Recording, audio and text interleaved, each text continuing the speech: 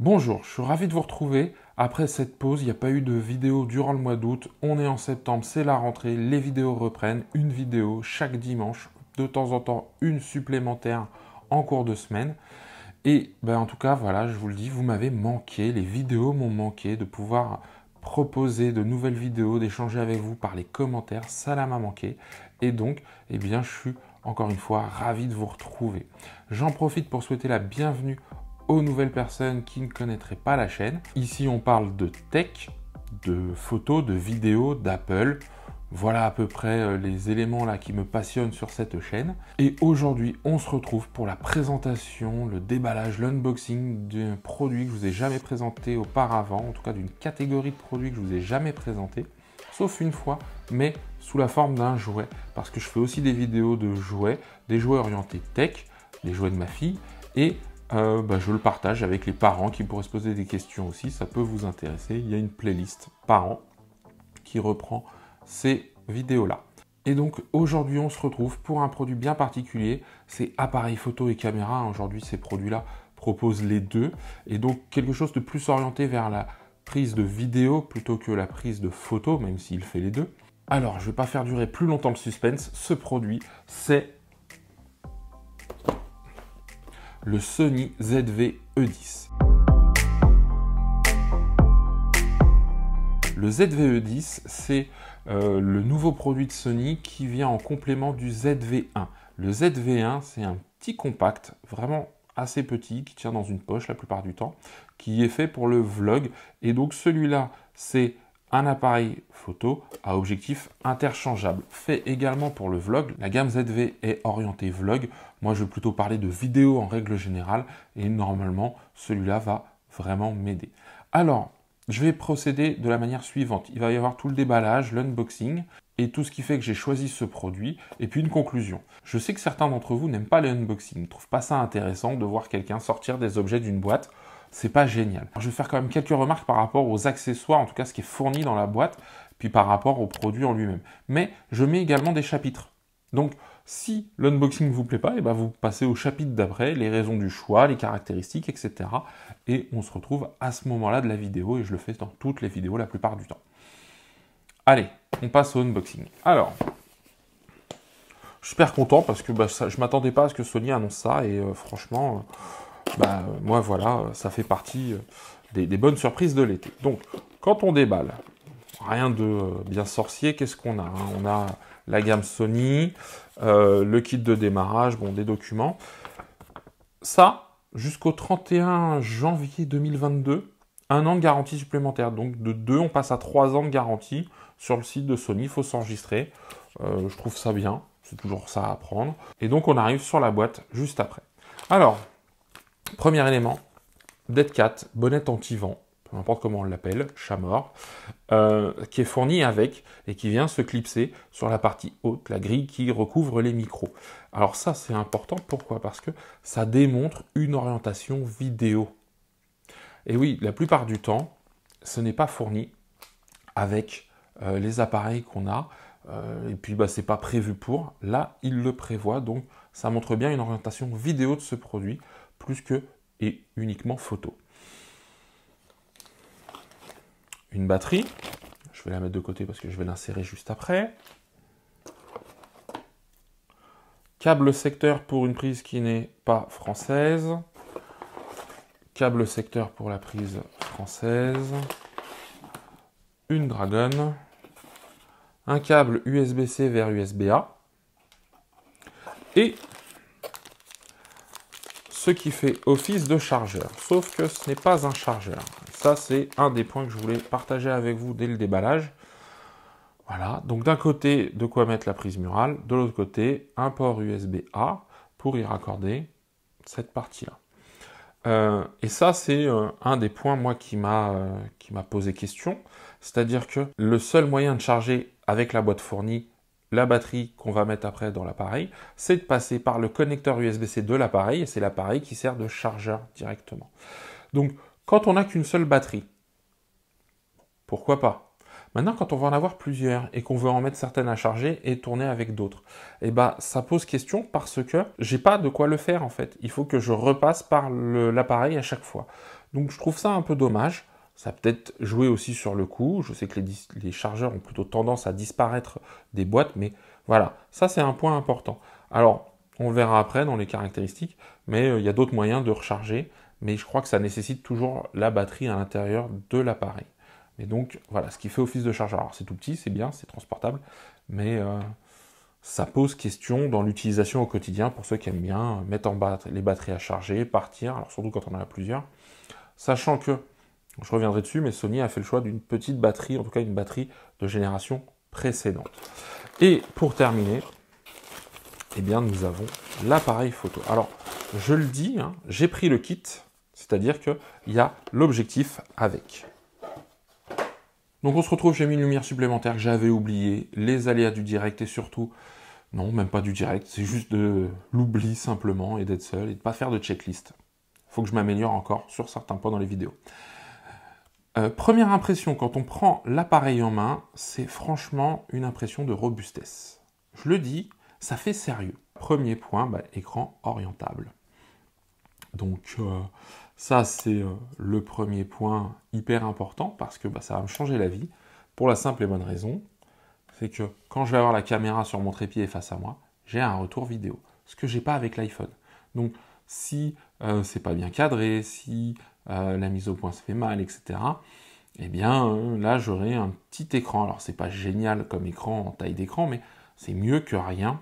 Alors il y a un témoin ici qui s'allume quand on est en train d'enregistrer, et puis il y a un petit cadre rouge qui apparaît sur l'écran quand on est en train d'enregistrer, qui nous dit que donc on est en pleine captation. Donc oui, je reviens, prise en main sur l'ergonomie. Moi je l'aurais vu plus petit et ça me plaît bien. Alors c'est pas la taille d'un réflexe, hein.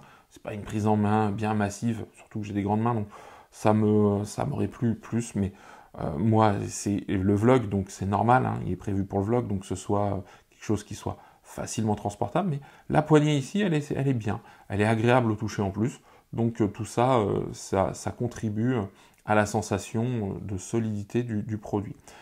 Je l'ai pris avec l'objectif de kit, donc c'est le 16-50 qui ouvre à 3,5, 5,6, c'est pas génial, mais c'est le moyen de s'équiper avec quelque chose d'assez polyvalent. Et alors je le dis, l'appareil n'est pas stabilisé, c'est-à-dire que l'appareil en lui-même n'a pas de stabilisation, ce sont les optiques qui sont stabilisées. Alors on pourrait avoir l'appareil et l'optique stabilisée, ou l'appareil stabilisé avec des optiques non stabilisées. Je pense que c'est un choix de Sony, parce que forcément, ça vient, alourdir la note aussi, alourdir le boîtier aussi, je pense. Mais donc c'est des choix parce qu'ils ne veulent pas non plus trop proposer sur leurs produits.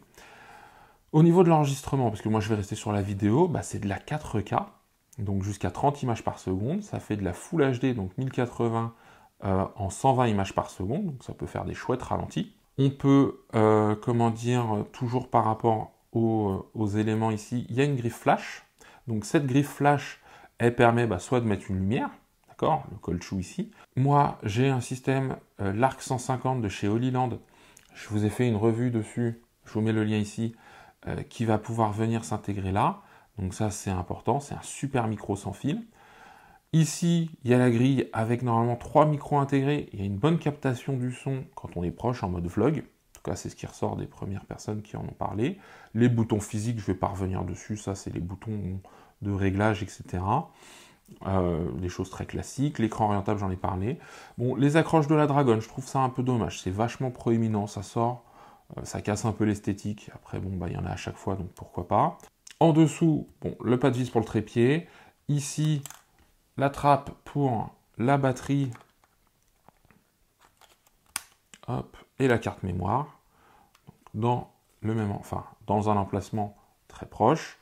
Et le dernier point, ici, c'est la connectique. Alors sur la connectique, ce qui est vachement important, c'est quoi? C'est une entrée micro ici, donc on va pouvoir brancher le micro directement dessus.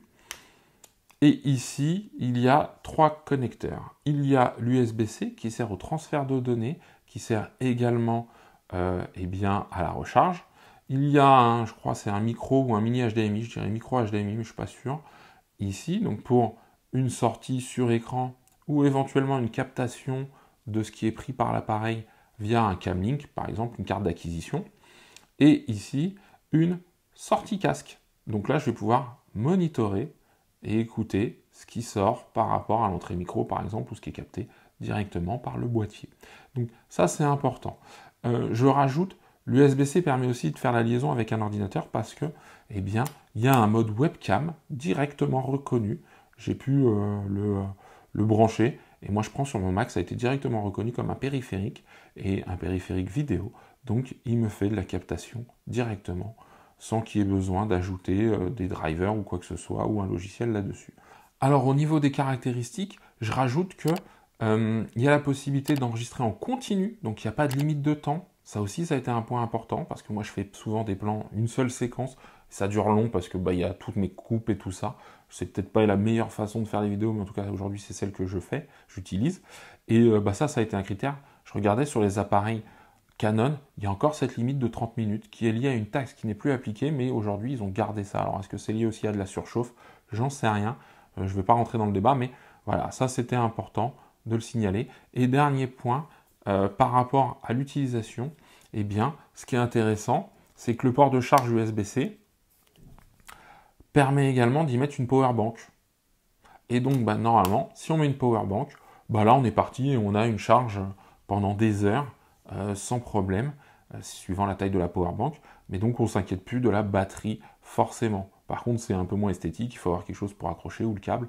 Mais ça, c'est vrai que c'est un plus parce que si on est en déplacement, machin, on n'a pas accès à une prise électrique, une ou deux powerbanks un peu balèzes, et forcément, on se dit, tiens, là, je vais pouvoir recharger, je vais pouvoir profiter de mon appareil sans me soucier d'un éventuel, en tout cas d'une éventuelle panne de batterie. Je le redis, ce qui me fait aujourd'hui prendre ce produit, qu'est-ce que c'est? Eh bien, c'est une montée en gamme des vidéos. En tout cas, j'espère une montée en gamme des vidéos.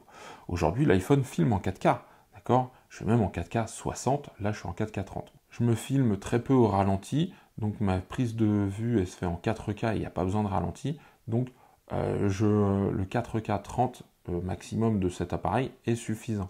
En 1080, faire des ralentis, pourquoi pas, pour faire du film de vacances, etc. Éventuellement sur certains produits, mais moi aujourd'hui j'en ai pas beaucoup besoin. Le fait qu'il ne soit pas stabilisé ne me dérange pas. Pourquoi? Parce que, eh bien, je vais essentiellement l'utiliser sur trépied. Chez moi, vous voyez, vous savez où je tourne, donc il y a ça. Le côté webcam, moi, m'intéresse parce que flouter l'arrière-plan, c'est quand même mieux que les flous logiciels.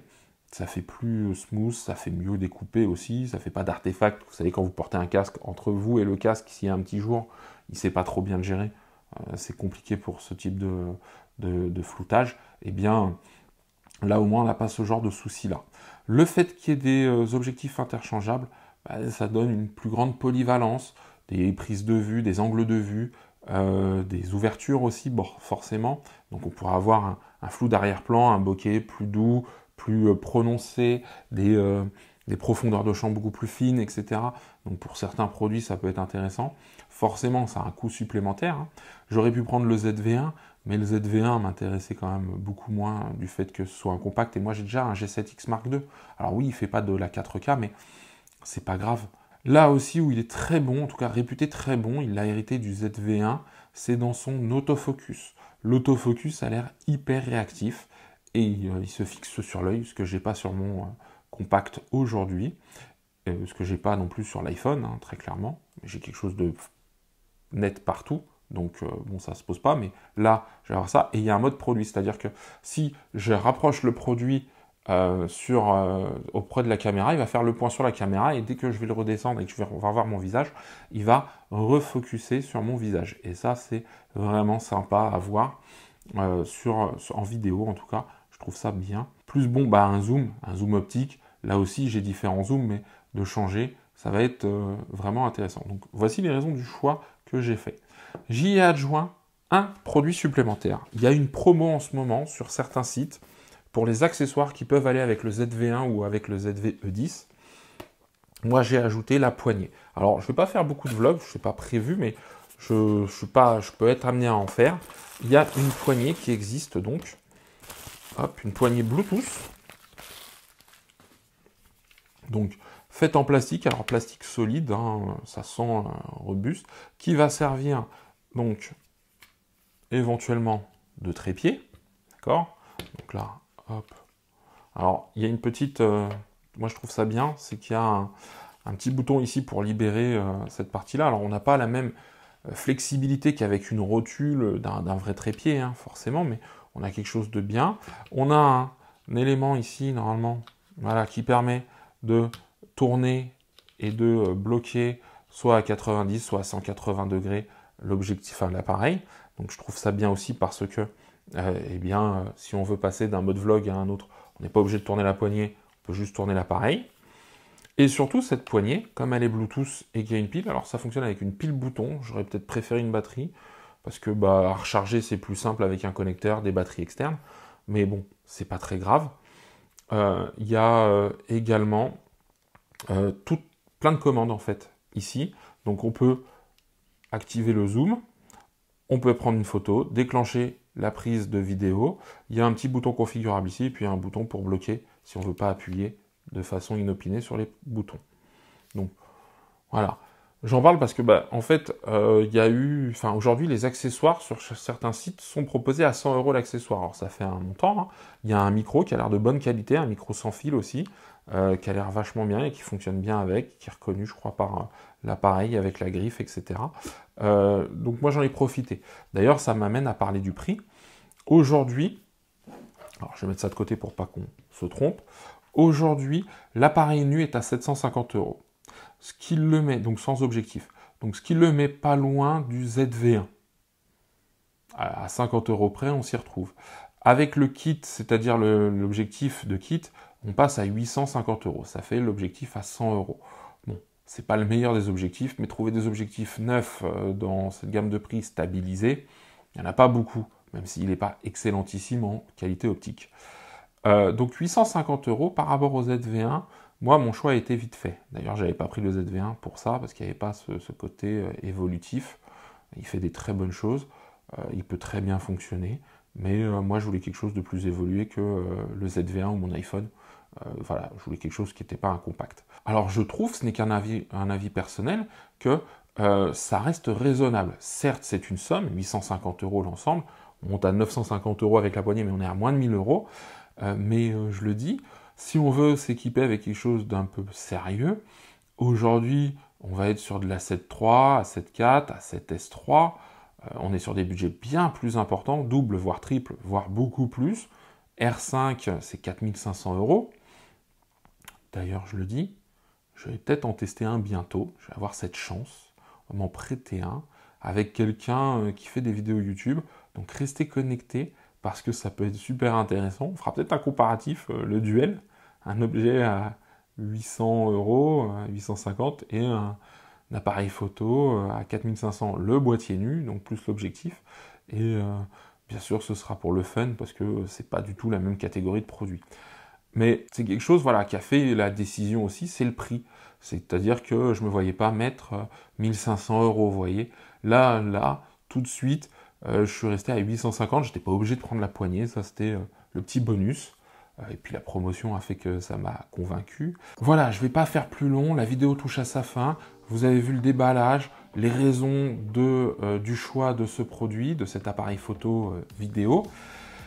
C'est un produit, moi, qui me plaît, donc ça c'est important, déjà quand on achète un produit qui nous plaise.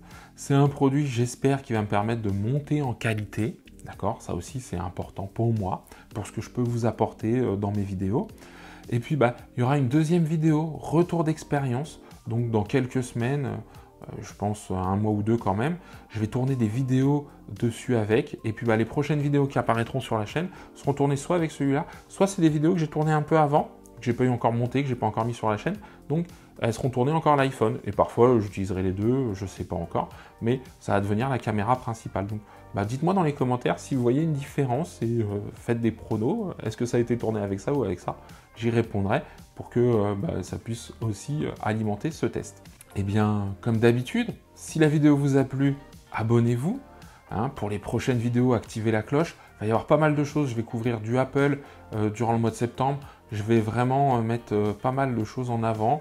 Le rythme va reprendre tous les dimanches, ça c'est sûr, mais je pense qu'il y aura un rythme un peu plus soutenu en tout cas au démarrage là, septembre-octobre. S'il y a des questions, les commentaires sont juste en dessous. Le partage de la vidéo est important.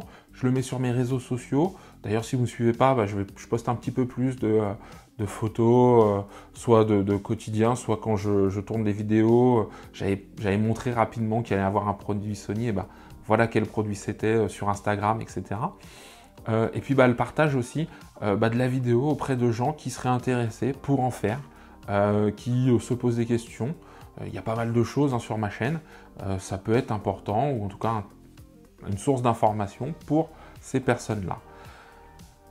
Voilà, moi je vous dis à très bientôt pour un nouveau test et surtout, prenez soin de vous.